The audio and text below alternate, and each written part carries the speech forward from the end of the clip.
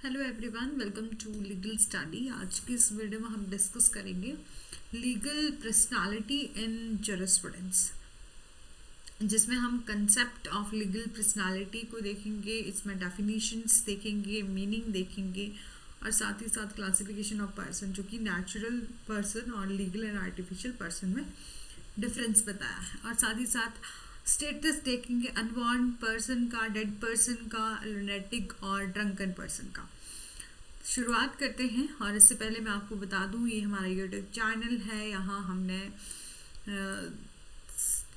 Jurisprudence की जो preparation start करी थी, जूरिस्प्रूडेंस का हमने इंट्रोडक्शन, डेफिनेशंस, कोर्सेज, इन सभी को डिस्कस कर लिया है। साथ ही साथ स्कूल्स को भी कवर कर लिया है। लास्ट लेक्चर में हमने morality and law and morality को डिस्कस किया था। लीगल राइट कौन कौन से हैं, काइंड्स ऑफ राइट देखे थे, concept of right and duties देखी थी। यदि आपने इन वीडियोस को नहीं देखा है तो मेरे चैनल पर जाकर इन वीडियो को देख सकते हैं। शुरुआत करते हैं legal personality and legal person in jurisprudence की।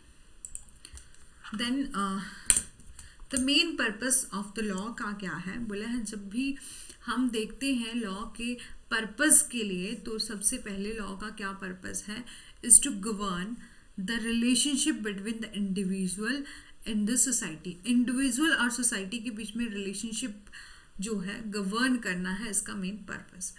जो लॉ है वो इसे कंसीडर किया जाता है with the human conduct and concept of legal personality, जो कॉन्स्टिट्यूट करता है सब important subject matter in jurisprudence. Then there can not be right and duty without a person. जब भी हम राइट एंड ड्यूटीज़ की बात करें तो आप समझ सकते हैं, जब राइट एंड ड्यूटी की बात तब कर सकते हैं जब हमारे पास कोई पर्सन होगा। बोला है राइट एंड ड्यूटी की बात तभी आती है जब कोई ना कोई पर्सन हो उनको लेने वाला, चाहे राइट है चाहे ड्यूटी है। ठीक है। Personality of the human being mean possession.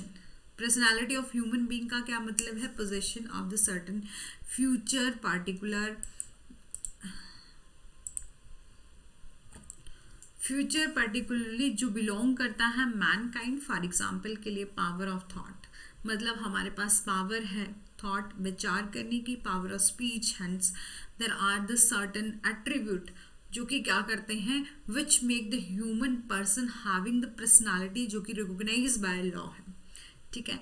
If any human being has no attribute provided, जब तक किसी ह्यूमन बीइंग को कोई एट्रीब्यूट जो है वो प्रोवाइड नहीं किया है लॉ के द्वारा, देन वो पर्सन नहीं है। फॉर एग्जाम्पल के लिए, जैसे पुराने टाइम में दास दासियों का सिस्टम था, तो बोला है उनके पास कोई राइट नहीं होता था।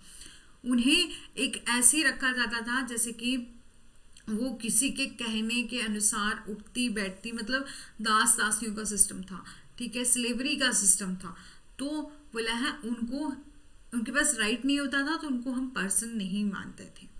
बट इन लॉ की नज़रों में देयर आर कुछ ऐसे पर्सन हैं जो कि ह्यूमन बीइंग नहीं भी हैं, like a company, corporations and university, उनको भी हम पर्सन मानते हैं। ओके। ये थी हमारी इंट्रोडक्शन। नेक्स्ट हम देख लेते हैं ओरिजिन कहाँ से हुआ है इस कंसेप्ट का, लीगल पर्सनालिटी का। तो बोला है द वर्ड पर्सन, जो कि ड्राइव किया जाता है लैटिन वर्ड पर्सोना से, जिसका मतलब था पहले के टाइम में कि कोई ऐसा एक्टर है जिसने कुछ मुखौटा पहन के रखा है और वो डिफरेंट डिफरेंट रोल प्ले कर रहा है। ठीक है। मतलब डिफरेंट डिफरेंट रोल प्ले कर रहा है किसी ड्रामा में। ठीक है। जब 16th सेंचुरी की बात आई, तो उस एक्टर को, उस जो एक्टर वर्ड का यूज किया गया था, उस पर्सन वर्ड का यूज किया गया था उस एक्टर के लिए, उसको हमने स्टार्ट कर दिया यूज करना सिंस अ लिविंग बीइंग, जो कि कैपेबल है having the legal and right. Living being जो कि ह्यूमन बीइंग है और जिसके पास क्या है, राइट एंड ड्यूटीज हैं, उनके लिए क्या कर दिया, ये वर्ड, जिस वर्ड का यूज, जैसे पर्सोना जो पर्सन यूज है उसका यूज करना स्टार्ट कर दिया, मतलब पर्सन जो वर्ड है उसका यूज करना स्टार्ट कर दिया। ठीक है। और आजकल के मॉडर्न टाइम में जो word has itself use in a wider sense. ये पर्सन वर्ड है, इसका वाइडर सेंस में यूज होता है। ये इंक्लूड करता है not only the human being but association, gods, idols and corporations as well as, बोला है इस ह्यूमन बीइंग जो ये पर्सन है ये इंक्लूड करता है कोई भी एसोसिएशन हो गई, कॉर्पोरेशन हो गई, इसमें हम किसको ले लेते हैं, पर्सन वर्ड को यूज कर लेते हैं। ठीक है, बोला है कुछ ऐसे बोला है what there may be a living person, कुछ लिविंग पर्सन है जिनके पास कि उनको ट्रीट नहीं किया जाता है पर्सन, क्योंकि उनके पास क्या नहीं है, राइट एंड ड्यूटीज जो है वो नहीं है। जैसे कि स्लेवरी सिस्टम था, स्लेव्स को क्या माना जाता था, जिनके पास राइट नहीं है, जिनके पास ड्यूटी नहीं है, उनको पर्सन नहीं माना जाता था। और कुछ ऐसे पर्सन भी हैं जो कि एशियाटिक सन्यासी टाइप के कुछ लोग हैं जिन्होंने अपनी वर्ड को रिनाउंस कर दिया है और वे बहुत घर से दूर चले गए हैं, उनको भी हम पर्सन की कैटेगरी में नहीं लेते। ठीक है, बात करते हैं डेफिनेशन की। तो मैंने डेफिनेशंस ऑफ पर्सन जो है वो डिफरेंट वे में दी गई है वेरियस जूरिस्ट के द्वारा। अकॉर्डिंग टू द सालमन ने कहा है a person is any being whom a law regard as a capable of the right and duties। बोला एक ऐसा पर्सन जो कि क्या है, कैपेबल है, जिसके पास क्या है, राइट हैंड ड्यूटीज है। ठीक है, वो उसे बोला जाता है पर्सन। ठीक है, any being that so capable, वो कैपेबल है वेदर द ह्यूमन बीइंग, चाहे वो ह्यूमन बीइंग है या नहीं है, उसे हम ट्रीट करेंगे पर्सन। ठीक है, and not being that is not so capable is person even though he be a man। ठीक है, बात करते हैं 7E जो है उन्होंने क्या डेफिनेशन दी है, he defined the person as the subject or a bearer of a right। ठीक है, ग्रे ने क्या डेफिनेशन दी है, तो अकॉर्डिंग टू ग्रे एक पर्सन इज एन एंटिटी, एक पर्सन क्या है, एंटिटी है जिसके पास क्या है, राइट एंड ड्यूटीज है। ठीक है, बोला है एक ऐसा पर्सन जिसके पास राइट एंड ड्यूटी है टू मे बी एट्रीब्यूटेड। ठीक है, और अकॉर्डिंग टू ऑस्टिन क्या बोलते हैं, द टर्म पर्सन जो इंक्लूड करता है फिजिकल और natural person including the every being which can be deemed as a human. ठीक है, और जो सेक्शन 11 है आईपीसी का, जिसमें बोला है पर्सन इंक्लूड होता है जिसमें एनी कंपनी, एसोसिएशन और body of a person whether incorporated और नॉट, चाहे वो इनकॉर्पोरेटेड है चाहे नहीं है। ठीक है, उसको हम पर्सन मानते हैं। ठीक है, नेक्स्ट बात करते हैं क्लासिफिकेशन ऑफ पर्सन की, जो इसमें पर्सन को क्लासिफाई किया गया है into 2 categories, that is the natural and the legal and artificial person. Natural person किसे बोला जाता है, एक ऐसे पर्सन को इन अ लीगल मीनिंग में one has its own legal personality, जिसकी क्या है, लीगल पर्सनालिटी है, and that is an individual living human being, जो क्या है, लिविंग ह्यूमन बीइंग है, इंडिविजुअल लिविंग ह्यूमन बीइंग है। अ natural person is being to whom the law attribute the personality in accordance with the reality and the truth। ठीक है, और बोला है एक ऐसा पर्सन जिसके पास क्या है, लीगल राइट है और ड्यूटीज हैं, उसको नेचुरल पर्सन बोला गया है। ठीक है, is an individual living human being, a natural person is being to whom a law attribute the personality in accordance with the reality or truth। तो यहाँ पर reality and truth की बात की जाती है, जिसको रिगार्ड किया जाता है by the law, having, जिसके पास क्या है, right है और duty है। in order to be a natural person, जिसको हम natural person बोलते हैं, और उसकी 2 conditions दी गई हैं। पहले तो बोला है he must be living a human being, क्या होना चाहिए, लिविंग ह्यूमन बीइंग होना चाहिए। दूसरा बोला है he must recognize by the state, और वो रिकॉग्नाइज होना चाहिए, उसको राइट मिलनी चाहिए स्टेट के द्वारा as a person, and must not be a slave, और स्लेव नहीं होना चाहिए, जिस पर एब्सोल्यूट कंट्रोल किसी और का नहीं होना चाहिए, उसके बॉस का नहीं होना चाहिए, उसके मास्टर का नहीं होना चाहिए, अदरवाइज वो डेड नहीं होना चाहिए, मॉन्क नहीं होना चाहिए, ना ही उसने अपने रिनाउंस द वर्ड होना चाहिए, उसने संसार को त्यागा नहीं होना चाहिए। ठीक है, मीन हमें समझ में आया नेचुरल पर्सन बोला है, उसे बोला गया है जिसके जो कि लिविंग ह्यूमन बीइंग है और क्या है, लिविंग ह्यूमन बीइंग होने के साथ साथ उसके कुछ राइट्स हैं और ड्यूटीज हैं जो कि रिकॉग्नाइज बाय द स्टेट के द्वारा उसे दी गई हैं, ठीक है, इतनी ही बात। और लीगल पर्सन के में हम देखते हैं the person is drive from the Latin words वही पर्सोना, और ये डिनोट करता है human being but any body anything जो कि परमिटेड है और असर्ट है लीगल क्लेम करने के लिए subject to the legal duties and form aspect वही बात करी गई है जो कि हमने मीनिंग्स में देखा था।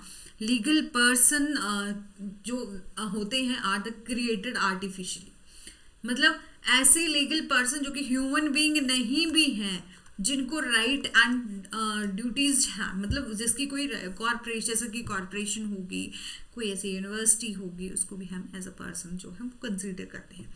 लीगल पर्सन जो है क्रिएटेड होते हैं आर्टिफिशियली और लॉ के द्वारा से रिकॉग्नाइज होते हैं as a legal person and they are the person only in eye of law, और वो सिर्फ कानून की नजरों में पर्सन होते हैं एंड नॉट इन जर्नल, ठीक है।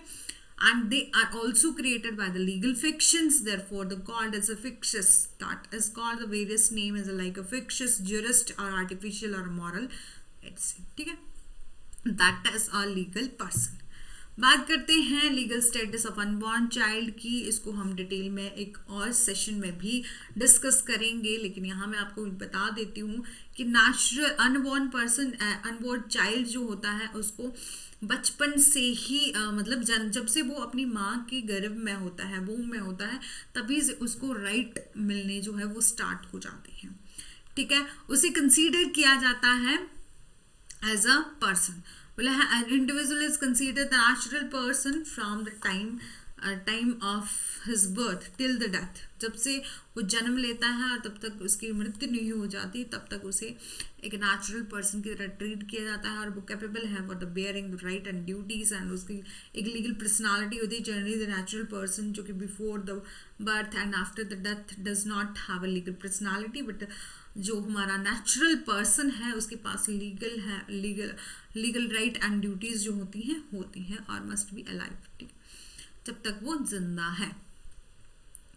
और एक लीगल फिक्शंस में चाइल्ड जो कि अपनी मदर की वोम में है उसे कंसीडर किया जाता है ऑलरेडी बॉर्न, उसे कंसीडर कर लिया जाता है कि वो जो है वो जन्म ले चुका है और उसे बॉर्न अलाइव है, सब बॉर्न अलाइव, एंड उसे कुछ लीगल स्टेटस जो है वो मिलना स्टार्ट हो जाते हैं in usual term law only जो give attention to give a natural person, but in case of the infant वेंट्रिवसी में मतलब child in age a mother womb, जो लॉ में एक्सेप्शंस जैसे कि हम इसको अलग सेक्शन में बहुत डिटेल में डिस्कस करेंगे, जैसे हमारा कुछ लॉ है जो कि डील करते हैं अनबॉर्न चाइल्ड से, जो हमारा सेक्शन 315 है वो ये बात करता है कि किसी भी बच्चे को जो कि आप माँ के गर्भ में है, वोम में है, उसका जो है जन्म होना है और उसे क्या हो जाती है किसी दूसरे पर्सन के द्वारा इंजरी पहुंचाई जाती है, तो उस पर्सन को जो है वो पनिशमेंट दी जाती है amount of offence of child destruction की, ठीक है।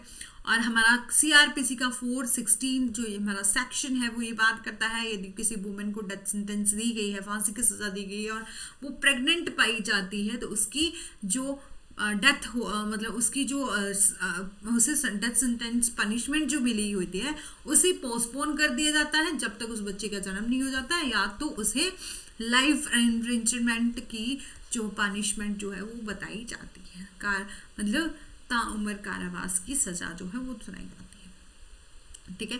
और अंडर द प्रॉपर्टी एक्ट में भी उस बच्चे के दौरान बच्चे की कुछ प्रॉपर्टी राइट जो है वो ट्रस्ट जो है वो तब तक अपने पास रख सकती है जब तक वो बच्चा जन्म नहीं लेता, और उसके बाद भी कुछ ऐसे राइट हैं जो प्रॉपर्टी से रिलेटेड हैं जो उस अनबॉर्न चाइल्ड को दिए गए होते हैं। और साथ ही साथ बात करें कि अंडर द हिंदू लॉ जैसे कि उसे अनडिवाइडेड फैमिली में ताक्षरा लॉ की हम बात करें हिंदू अनडिवाइडेड फैमिली में section 20 of Hindu succession act में जैसे इंटरेस्ट इन अ कॉर्पोरेशनरी प्रॉपर्टी में उसे ऐसे अनबॉर्न चाइल्ड को Hindu undivided family and unborn child will have interest in coparcenary property जो है वो दिया जाता है, ठीक है।